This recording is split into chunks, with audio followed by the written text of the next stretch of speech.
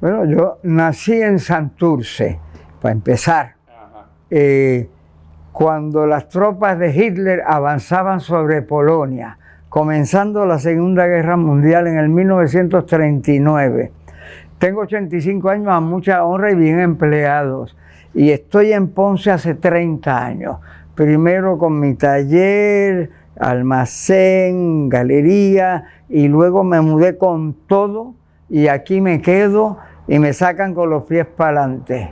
En nuestra primera entrevista, el maestro Antonio Martorell nos acercará a conocer uno de los personajes más interesantes de nuestra historia, Miguel Enríquez. Yo me considero sobre todo como un comunicador y el arte es un vehículo extraordinario para la comunicación. Por eso es que me he sentido provocado, y yo obedezco a toda provocación, como tú bien sabes. Me he sentido provocado a aventurarme en otros aspectos que no son los del dibujo, la pintura y el grabado originales, donde me inicié como artista, sino que me he aventurado, después de ilustrar y diseñar libros, a escribirlos. Tengo un programa de radio en Radio Universidad con mi querida amiga y cómplice Rosa Luisa Márquez. Participo como anfitrión en el programa de televisión en el Canal 6 que se titula En la punta de la lengua, pero mi sección se titula Para verte mejor, porque concentro casi siempre en los artistas visuales. Además de eso, pues trabajo en teatro, cine, estamos haciendo una serie videográfica de 10 capítulos sobre la presencia del taller de la playa en la playa de Ponce y nuestra relación con esta gran comunidad a la que nos debemos y que nos facilita el ser y el servir, que es una misma cosa. Yo soy hijo del taller. Yo aprendí todo lo que sé en los talleres de gráfica del Instituto de Cultura Puertorriqueña, bajo la dirección de Lorenzo Mar y acompañado por Rafael Tufiño.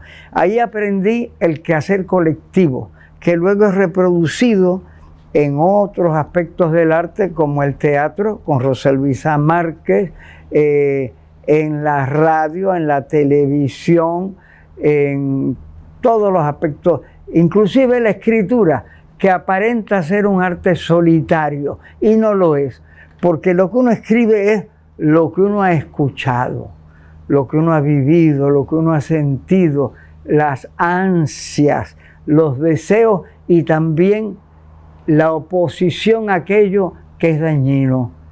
Eso todo es colectivo, quiera lo uno o no.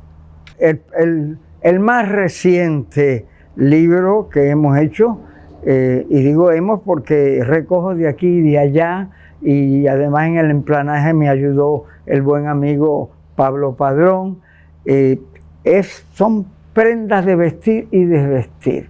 O sea, son ropa en desuso, alguna casi toda antigua, mucha mía, de familiares, amigos, vecinos y del Salvation Army, que he procedido a entintar con la ayuda de mis amigos e imprimir sobre papel. Pero no contento con eso, siendo testigo del desastre ecológico en el desierto de Atacama en Chile, donde está sembrado todo el desierto de unas montañas coloridas de ropa que están contaminando el ambiente, y los pobres que se acercan allí a vestirse y contaminarse también.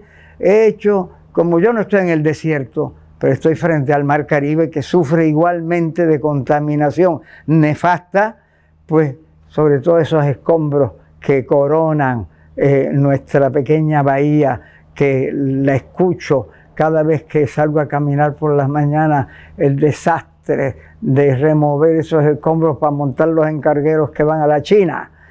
Entonces decidí hacer lo mismo acá, con ropa sumergida en palanganas llenas de pintura colorida, líquida, y tirados, arrojados contra el fieltro en el piso, creando un mar de colores y formas que he decidido que tenía que llamarse Atacama. Y ahora estoy escalando el título por la reciente adición de la letra a un trabajo que hice hace poco y se llama Ataribe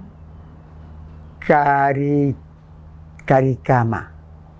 Ajá. Ataribe Caricama, mezclando Atacama con Caribe.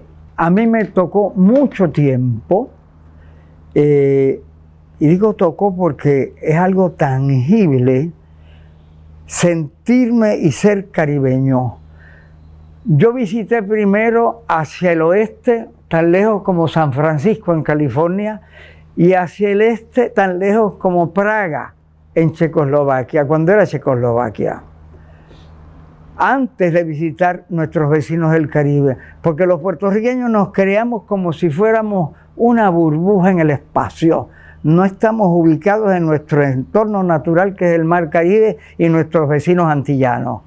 Así es que cuando empecé a descubrir el Caribe, fue como descubrir por primera vez una familia cercana, unos hermanos, unos primos que no sabíamos que existían.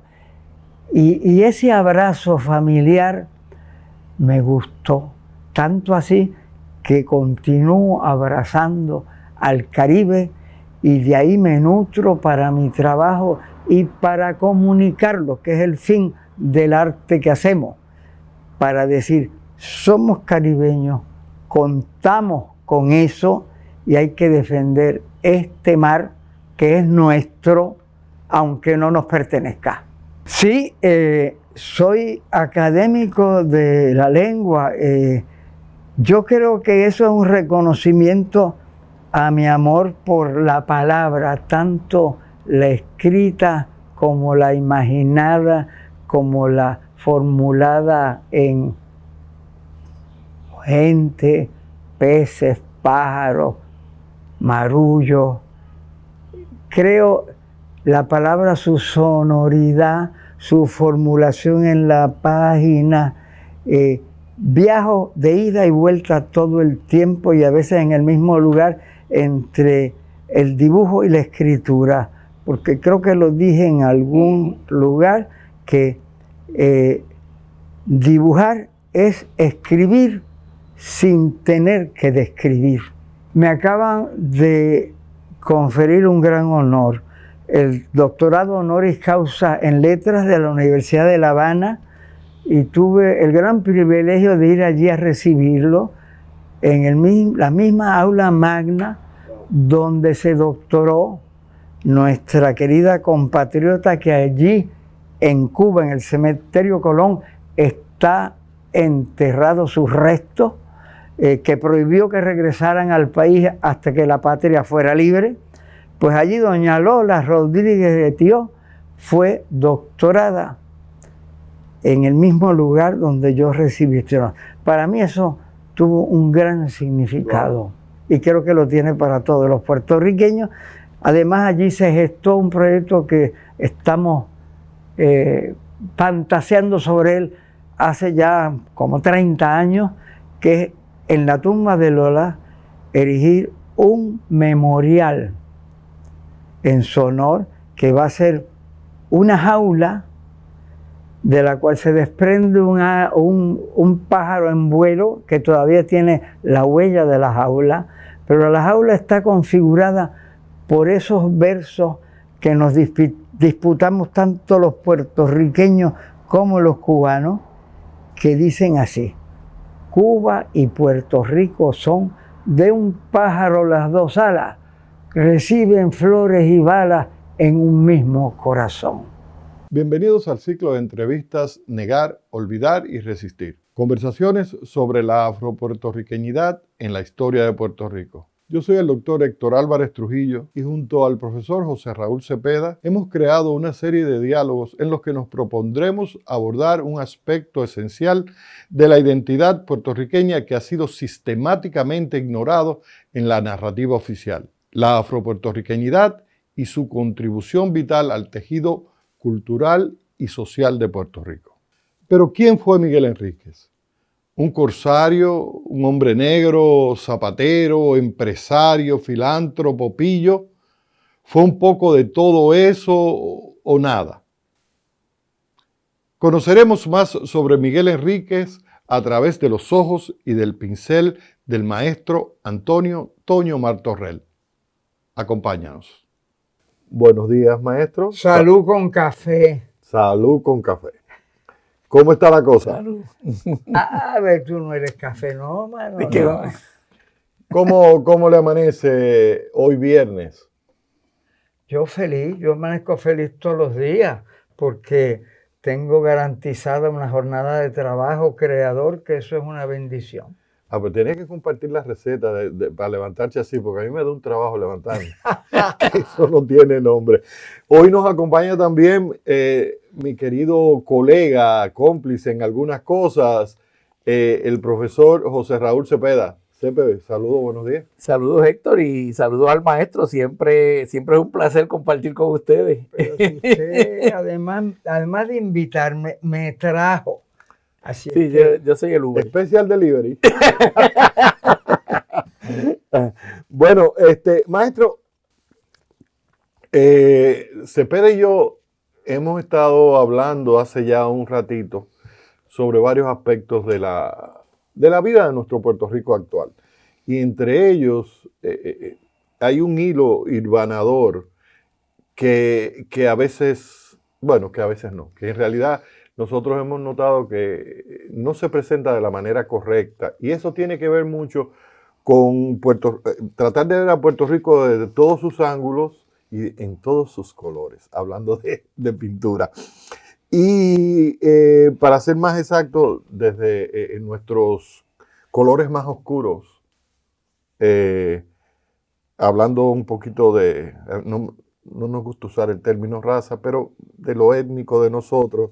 Y ahí entra Martorell con una obra que hizo que yo encuentro maravilloso, porque cuando miro la cara de este, y no voy a decir el nombre todavía, de este personaje histórico puertorriqueño, se siente, o yo percibo, la naturaleza de quien fuera esta persona para Puerto Rico.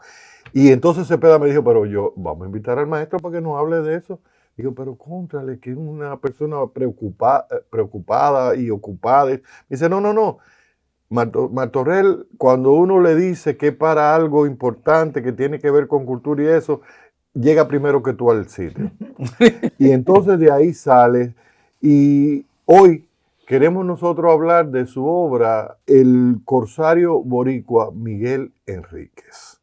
qué casualidad Ajá. que me pregunten de la hora, porque recién acaba de presentarse ese retrato que hice de Miguel Enríquez, el corsario del rey, porque era corsario del rey. Exacto. Carlos III, si no me equivoco. No, Felipe, uno de los Felipes. Uno de los Borbones. Sí, inclusive porta en el retrato una medalla otorgada por el rey. Y recién se presenta en la Fundación Cortés, en el Viejo San Juan, esa obra que adquirieron y en una exposición nueva, a la cual desgraciadamente no pude asistir porque estoy ocupadísimo preparando 4 exposiciones. Y hoy me llegó la invitación y yo lamenté, porque es un cuadro que para mí significa mucho, porque Miguel Enríquez, el corsario del rey, yo oí de él por primera vez hace muchos años en México. Y te va a sorprender de quién. No es sorprendente porque de nuestro amigo y maestro José Luis González, Wow. tan puertorriqueño como dominicano, porque es hijo de boricua y dominicana. Como todas las cosas buenas. Sí, ¿no? Es que somos caribeños. Somos Entonces, caribeños. él me hablaba con entusiasmo de este personaje, entonces desconocido para mí y para muchos de nosotros. Sí. Pasó el tiempo y regreso a Puerto Rico y leo una conferencia por la doctora María de los Ángeles Castro, que le dedica una conferencia comparando a nuestro pintor José Campeche y a nuestro corsario Miguel Enríquez, y hace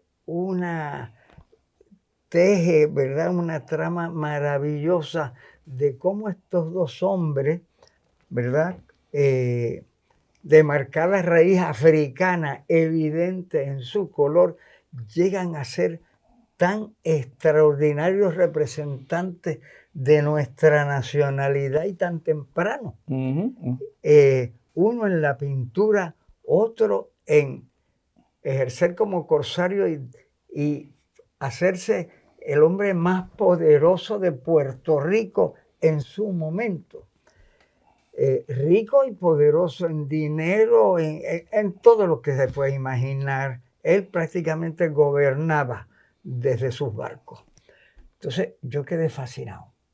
Y lo estudié y hice un cuadro donde lo coloco en la misma posición y con un escenario muy parecido al que utilizó nuestro José Campeche para retratar al gobernador de Castro, con los atributos del poder, pero en vez de tener el paisaje por una ventana de una calle sanjuanera, tiene el puerto y los bajeles que se cruzan así. Fue una experiencia alucinante para mí, porque eso me motivó a estudiar más el personaje. Y claro, tuve que el vestuario ponerlo, ¿verdad?, en otro siglo, pero un ropaje suntuoso, porque era un hombre acaudalado. Yo mirando el cuadro, me dio, me recordó a quien para mí debiera ser también nuestro poeta nacional, don Pales Matos, cuando hablaba de los estos grandes próceres haitianos que se vestían de esta manera al estilo de los franceses. Y ese porte que tiene Miguel Enríquez, ¿quién él era? O sea, como bien mencionó, era el hombre más poderoso de Puerto Rico en ese momento, y ese cuadro lo representa, porque todo el mundo le rendía pleitesía. Así que para mí es totalmente, va directo a la realidad. Va a volver, ¿tú querías comentar algo? Bueno, dos cosas bien rápidas. Una que cuando empezamos a conversar sobre este proyecto, desde el punto de vista de los cursos que yo ofrezco, que en este caso es el de Derechos Humanos y Civiles y el tema de la dignidad humana y las prohibiciones de discrimen, yo una de las cosas que le digo a los muchachos es que es terrible que en nuestro país, nuestra cultura sea manipulada de la forma que lo es, y que esas aportaciones del hombre y la mujer negra sean invisibilizadas.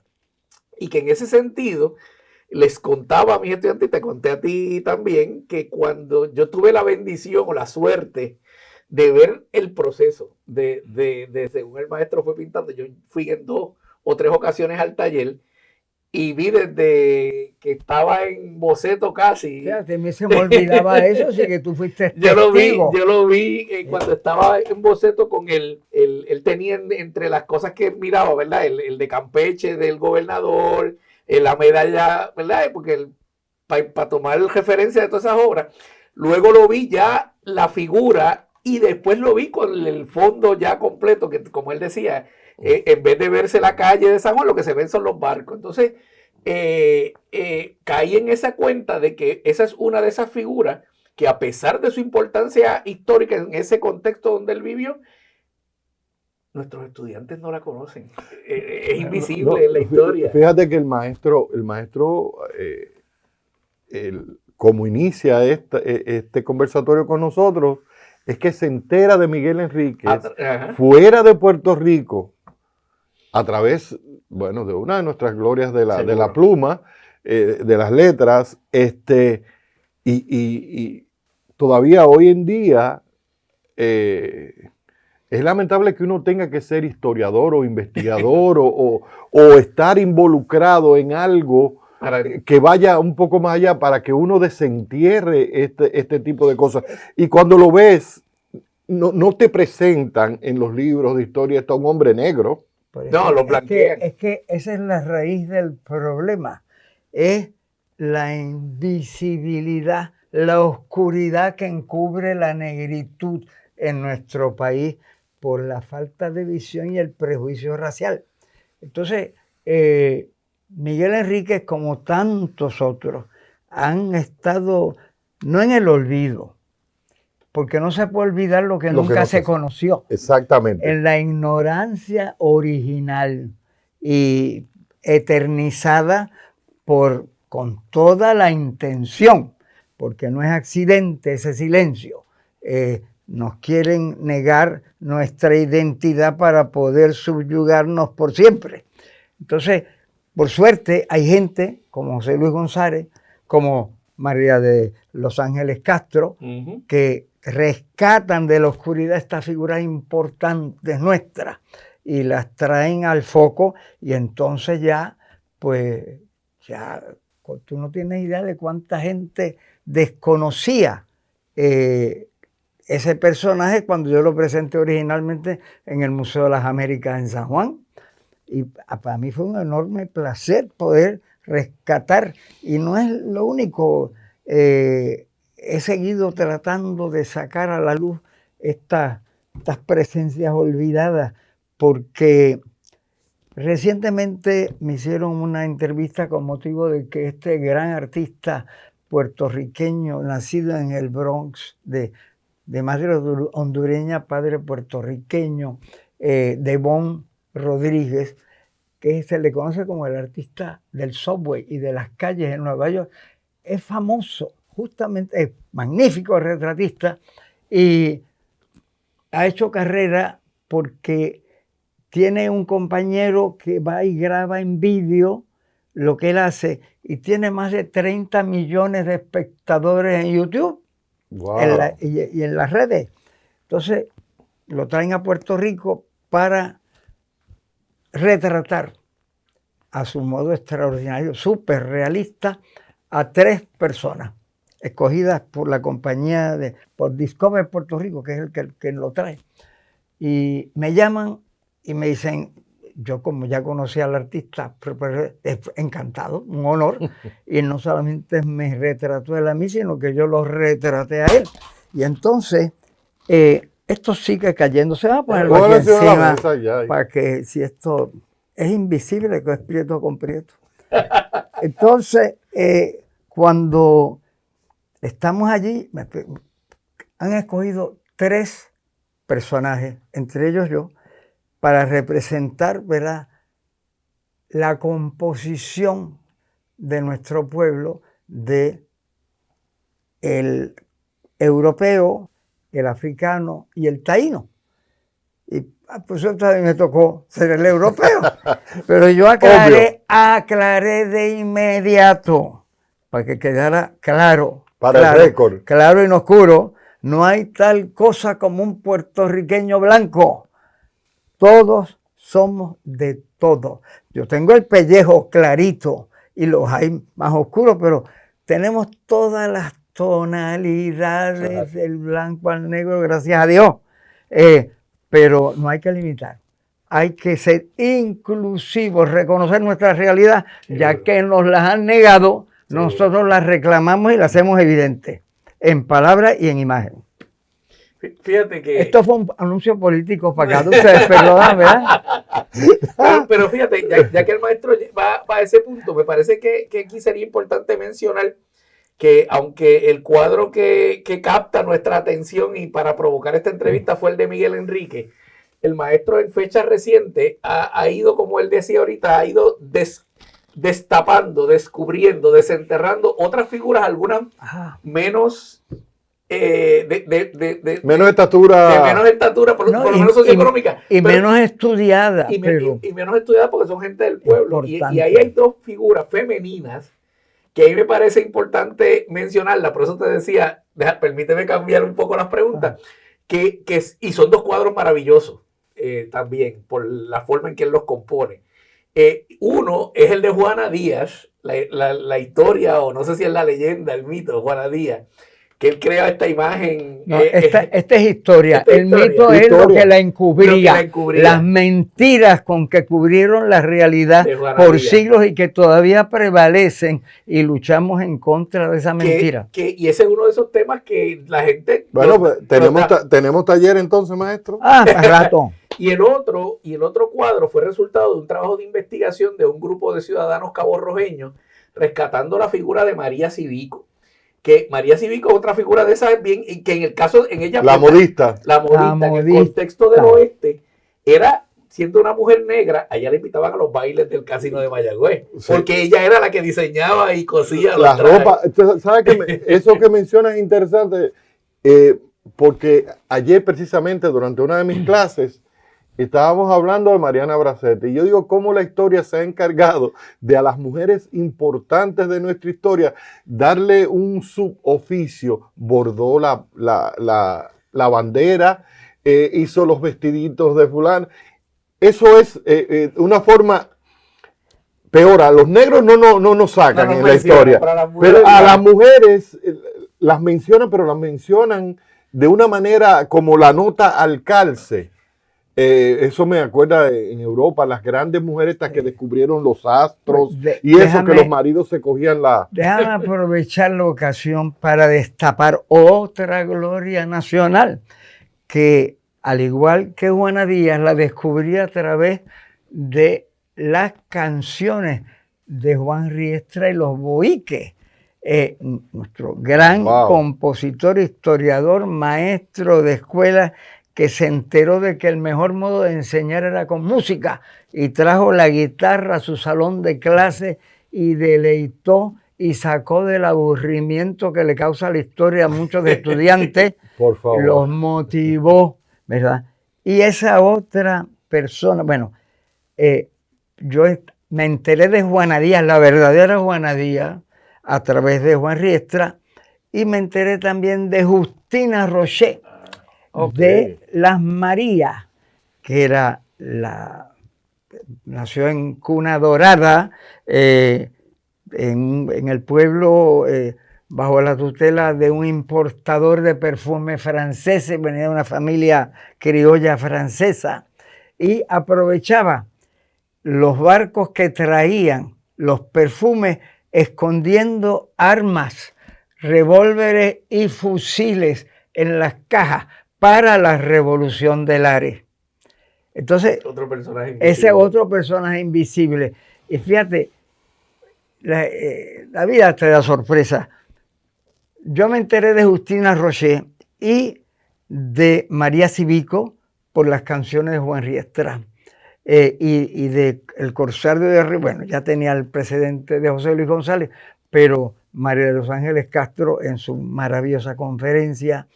Pero cuando me entero por una descendiente de María Civico, querida amiga Carmen Asensio, que me trajo un pequeño librito con la portada, la foto de María Civico y su extraordinaria historia, me motivó tanto que hice un cuadro de ella. Ese cuadro lo vio Juanito Riestra, Juani lo vio y se dio la magia ahora al revés, porque yo me motivaron dos canciones suyas para hacer dos cuadros y entonces él, partiendo de mi cuadro de la historia, hizo, porque él no conocía a María Civico, y ha hecho una danza que es una maravilla. Ave María. Todavía no ha sido publicada. Maestro, pensando, porque yo, como le dije, observé, y ayer con Damián, que dicho sea de paso, está detrás de la cámara con Luis Félix, que anda por ahí también,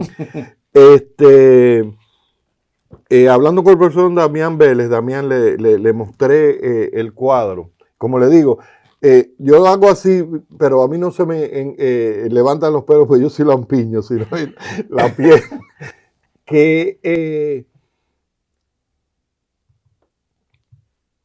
¿Cómo este cuadro usted piensa va o podrá lograr que la gente revalorice esta afrodescendencia nuestra al mirar estas obras? Bueno, por lo menos lo que se ve no se puede negar. Por eso es que la invisibilización de todo lo nuestro ha sido las armas principales de nuestros amos, ¿verdad? Primero el Imperio Español, luego el estadounidense, se han dedicado sistemáticamente a borrar nuestra historia y nuestros orígenes. Pero fíjate, quiero apuntar a esto antes de seguir adelante, porque me parece importante. Podemos señalar, y mucho de esto es evidente, porque la influencia, el legado de nuestras raíces africanas está presente en la comida, en la música, en la historia, pero hay algo que siempre como que no se habla de ello, y es la raíz principal de nuestra economía, tanto de Puerto Rico como de todo el Caribe, fue la labor esclavizada. Sin el sudor y la sangre de los hombres y mujeres esclavizados, no seríamos, no estaríamos, nunca hubiéramos llegado aquí. El dulce, yo siempre he dicho que el dulce del azúcar salió de los salados del sudor de los africanos. De hecho, hay una canción de Tite Curé, si no me equivoco, que era Botón y Croato, que no sé si el título es Gracias a África, pero yo sé que una de las líneas dice que ese brazo negro dio a esta isla azucarada, o esta isla azucarada dio al brazo negro las armas, que luego libraron las defensas de los invasores. O sea que esto es interesante porque nuestros artistas plásticos y músicos en diferentes áreas están conscientes y han hecho su parte. Yo creo que Tinte tiene una lista de canciones. No solamente eso, Cepeda, o sea, como dice acaba de decir el maestro, o sea, yo creo que si no fuese por ellos, por los artistas plásticos, por nuestros poetas, nuestros cantantes, nos hubiesen invisibilizado por completo, porque si bien los españoles, la primera colonia,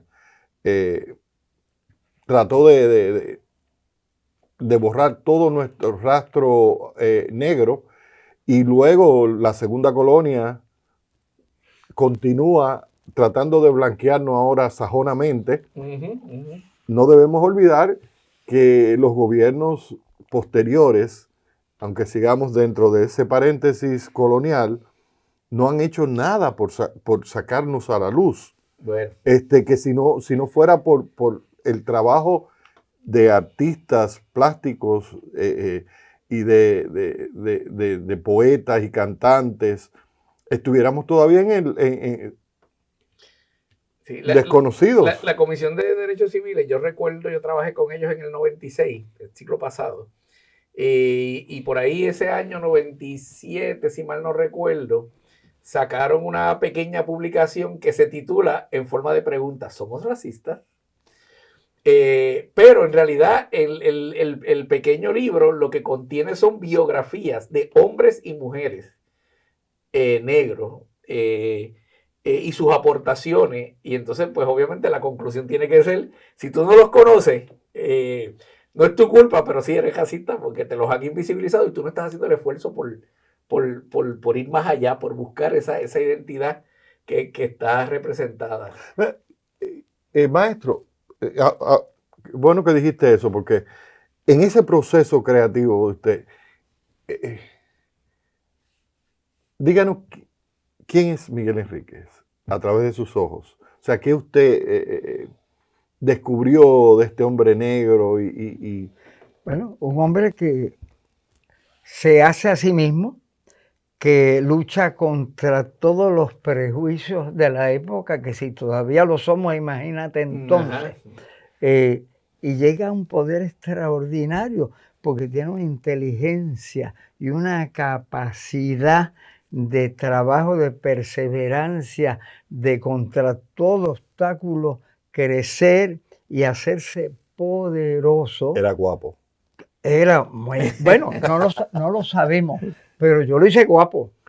porque, mira, como no habían fotografías entonces y tampoco ningún pintor lo pintó, porque todavía tenían un aire de clandestinidad aún dentro del el poder que tenía, era un poder en la sombra. Yo lo hice, por supuesto, lo hice elegantísimo.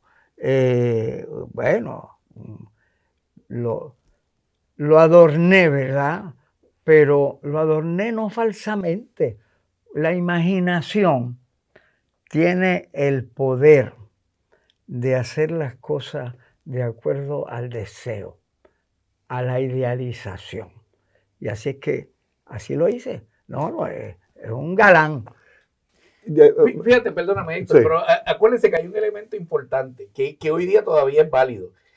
Aunque el ser corsario estaba sancionado por el gobierno de la época, en este caso por una carta de corso que le otorgaba el rey, y habían corsarios de muchas nacionalidades. Pero no nos olvidemos que ser corsario seguía siendo un pirata, seguía siendo alguien que robaba y usaba la violencia. Así que socialmente Era marginado. era seguro, por esa razón Mi punto precisamente como profesor de historia es que Miguel Enríquez nadaba en dos aguas. En muchas aguas.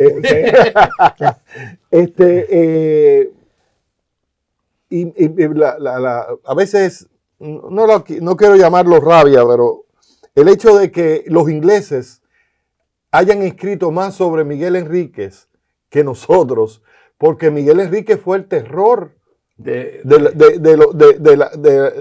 las naves inglesas, más que las naves españolas. Miguel Enríquez llegó a tener más de 20 barcos. Sí, no era... Y entonces, el verlo en nuestra historia, cuando yo hablo con mis estudiantes y le presento, lo que hay en el libro de historia es apenas un párrafo. Apenas un párrafo. Y lo llamamos el texto para enseñar historia de Puerto Rico. Y entonces, que ahí viene esta noción de que se casó con una mujer blanca y el hijo que tuvo. Y dentro de la historia, este chisme, que no debería formar parte de lo que esta gran figura, en un momento que España, que se olvida, nos había abandonado, porque España había abandonado a Puerto Rico y nos había dejado a nuestra suerte. Y si no hubiese sido por Miguel Enríquez y otros contrabandistas, como los llamó España, porque España crea el término contrabando para marginalizar el trabajo que hicieron las puertorriqueñas y puertorriqueñas de esa época para no sucumbir. ¿No? Y que bastante también para beneficio de la corona. Seguro. Porque ellos siempre obtenían su tajada, la mayor. Ver a Miguel Enríquez a través de su obra, yo creo que permite, nosotros, no sé por qué, estamos siempre buscando revalidar la importancia, nuestros aportes a nuestra sociedad puertorriqueña, porque la sociedad trata de quitárnoslo. Uh-huh.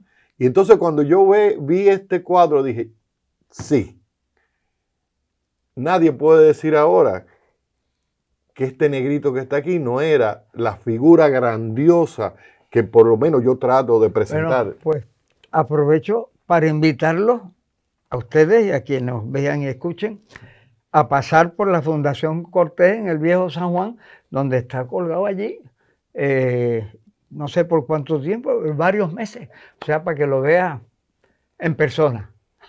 Es una obra espectacular.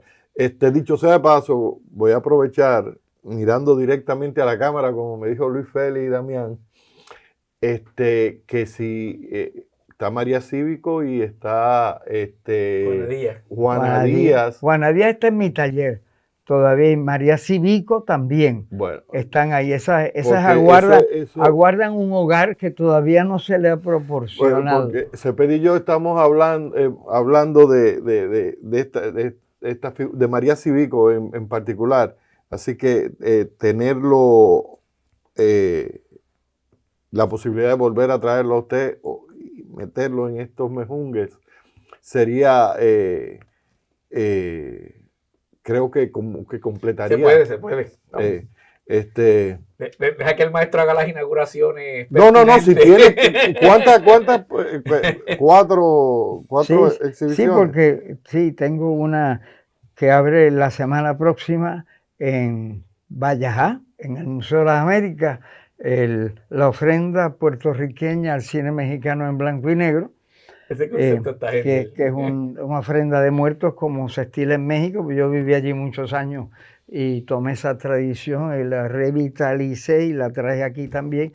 Se inauguró esa exposición primero en la Universidad del Claustro de Sor Juana en México, luego 2 años después en el National Mexican Art Museum en Chicago y ahora donde se originó acá. Cada vez que se hace se amplía, se modifica. Entonces, de ahí, bueno, más o una semana después de las elecciones, de ese paréntesis necesario, ¿verdad? Y peligroso, vamos a presentar mi más reciente libro que se titula Prendas de vestir y desvestir, que combina palabra e imagen. Y un día después... Disculpe, ¿me podría repetir el título del libro? Prendas de vestir y desvestir. Ok. Sí, es que provoca. El maestro juega con los colores, pero juega con las palabras. Ya me di cuenta. Es la idea. Entonces, un día después marcho a la República Dominicana y en la Galería de Arte San Ramón. Pues fíjate, yo frecuento mucho la República cada vez que puedo.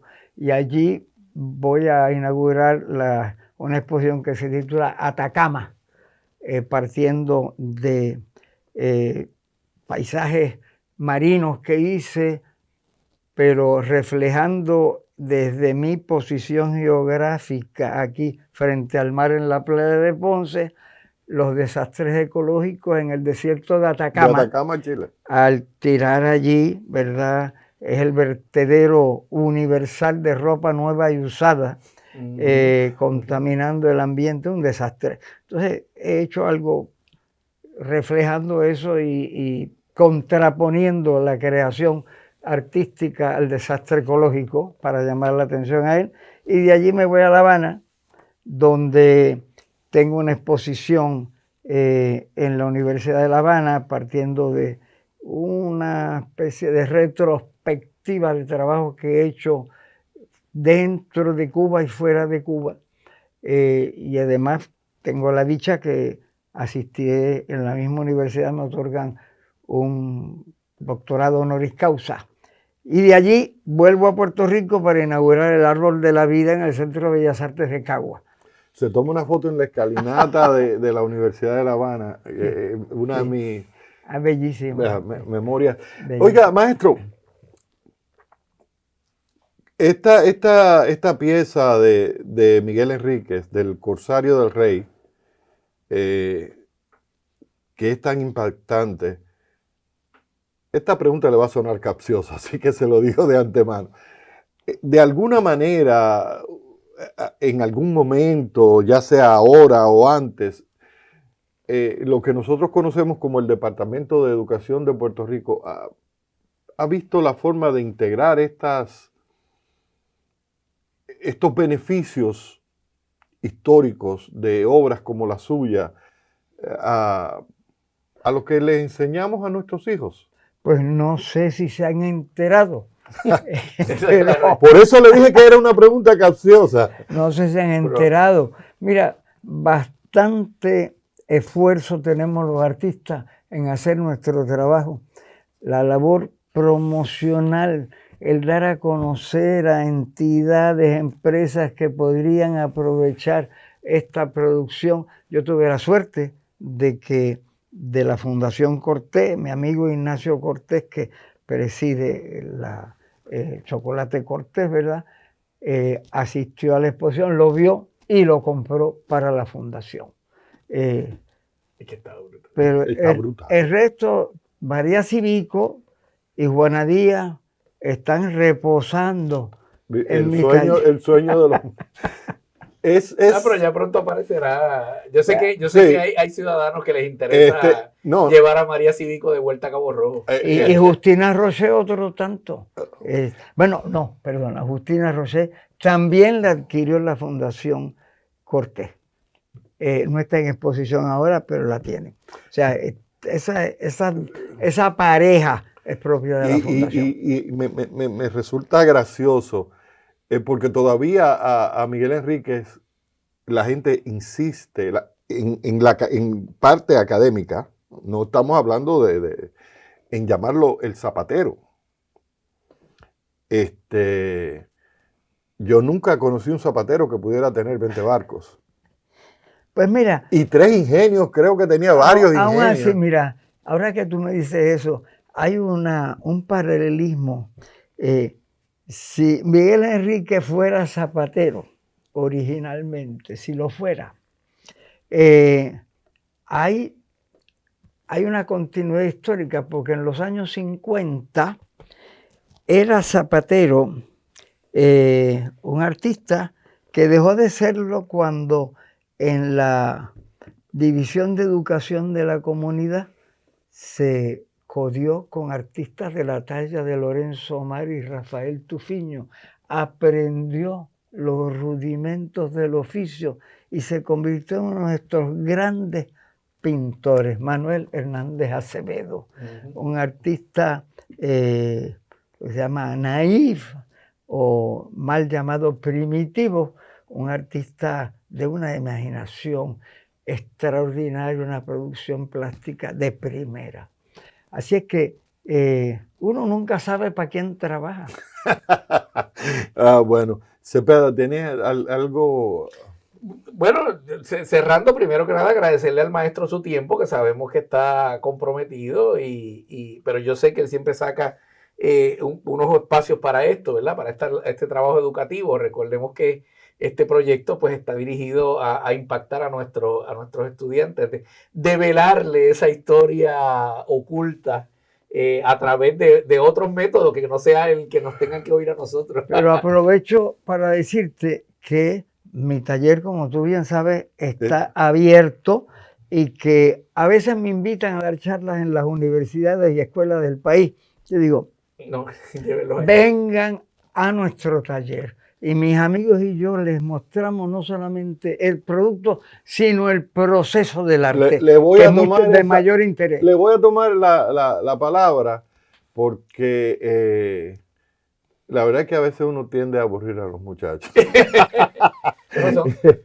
Son generaciones diferentes, sí. Y en el caso de las artes plásticas y sobre todo la forma en que el maestro trabaja, donde incorpora la palabra, la letra, la tela, las texturas, hasta las latas de aluminio. No, y además la labor colectiva.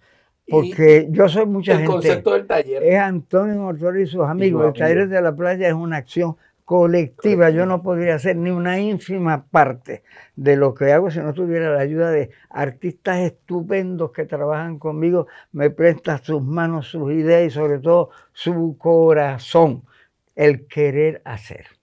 Yo personalmente, a nombre de la Universidad Interamericana, nuestra rectora Vilma Colón, nuestro decano que están en otros menesteres, Víctor Filiberti, darle las gracias por sacar un tiempecito. Y como le dije, voy a tomarle la palabra y nos vamos a llegar por allá.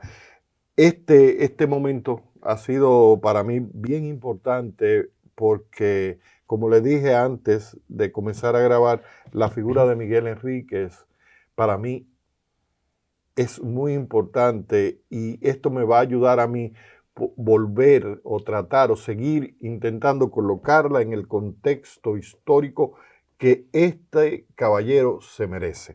Así que yo se lo agradezco mucho y nada, dejo las cámaras para que usted le diga a nuestros estudiantes.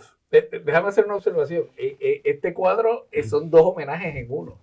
Porque aunque visualmente tú vas a ver a Miguel Enrique, pero en la escuela sí te hablan de Campeche, y probablemente uno de los cuadros de Campeche que más sale en los libros es el cuadro del gobernador. Así que cuando tú lo veas vas a quedarte pensando, ¿qué es lo que estoy viendo? Es un homenaje a Campeche también, que era nuestro primer pintor. Y negro también. Y negro también. Así que no nos olvidemos de esa parte. Sí. Bueno, maestro. Bueno, gracias por prestarme esta tribuna que espero haber aprovechado. No, sin lugar a dudas. Muchísimas gracias, maestro. A ustedes. Si quiere, le puede dar la mano al otro. Un placer siempre, un placer Gracias. siempre. Hasta luego.